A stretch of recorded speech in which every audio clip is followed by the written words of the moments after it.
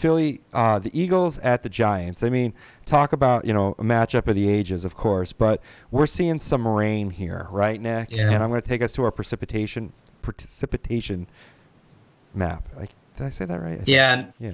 Nick, you may just quickly, I mean, we're not going to spend a lot of time on Pittsburgh, but it may be worth just a consolatory discussion on Pittsburgh. Did I skip over Pittsburgh? That's coming next. I'm going down the line of our Oh, chart. I thought you were going, okay, west to east. Okay. Yeah. We'll hit Pittsburgh next. So the Giants game is definitely a precipitation event. The question with this game is going to be timing and intensity, as it always is.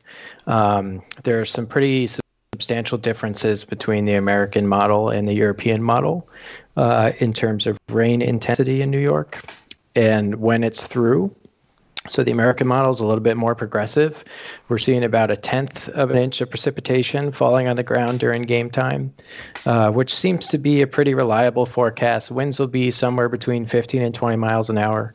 Moderate wind speeds, but probably not impactful.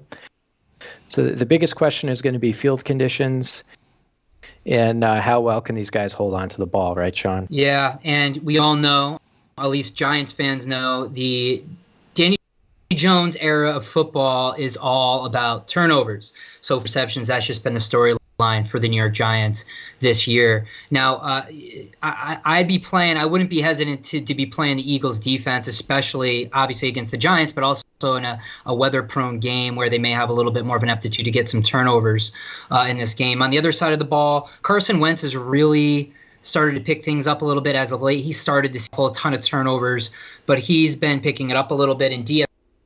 He's going for around $5,900. So I don't know if it'll play him. I mean, I'm a little bit higher on the Giants secondary than some.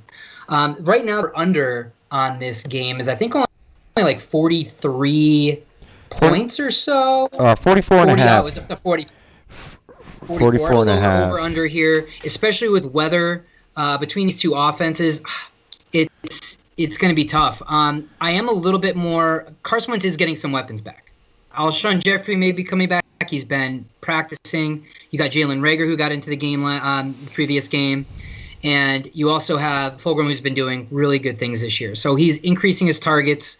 I think Dallas Goedert may be active as well or soon. I forget if he was going to be active this game. But he has a full set of weapons that he's going to be able to play with this game. So I'd be a little bit higher on Carson Wentz. I just turn the ball over a little bit more.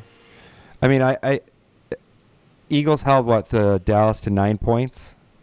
I don't think Dallas, isn't that great anymore. But I think the upside, like you're going on the defense, is there. But $3,600 in DraftKings. I mean, $3,600 for a defense. I'm usually when I'm setting my lineup, I'm scraping the bottom for around a solid $2,000, $2,300 play.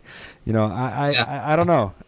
That's a lot for a defense in DraftKings, but it's interesting. That game may be more boring than we hoped for. Sorry, I don't know. It's interesting. Carson Wentz had 43 attempts the last time they played the Giants, 25 completions, with over 350 yards and 2 TDs, and he has a full set of weapons here. So if I'm going with either QB, it's definitely going to be Carson Wentz in this one. And he did mix up a little bit during, Dallas didn't have a great game, but I fully expect him to come back after a bye week against the Giants. We've got 2 games in our sample of Wentz playing in medium to significant rains. Both games he threw for 2 touchdowns, 255 yards, kind of just an average career game for him. So we really haven't seen much of a performance downside for Carson Wentz, but he really hasn't been tested in the rain either. So Sean, I would agree, and I think we have the same deal with. I was just going to say, I think we have the same deal with Daniel Jones. He played a couple last year. I was actually going to try to look him up. Yeah, I just don't think we have anything in our system with Daniel Jones yet. He played in a couple rain games last year, but you bring up that he threw for over 40 passes, but he only completed 25. But I mean, he did have 359 yards against the Giants. Yeah, I mean, so what does that tell you? The Giants are prone to big plays. They gave one up against Terry McLaurin last week, and I expect that to happen this week. Potentially as well. I mean, they're just prone to big plays. So Carson Wentz could have a big week. In our league, he almost had 40 points against the Giants. So Jared Goff for 6,500. I'll bring up your question, or Carson Wentz for 5,900. Okay, so Jared Goff or Carson Wentz? Yeah. I'm going Jared Goff. Yep. Full steam ahead, Jared Goff. Okay.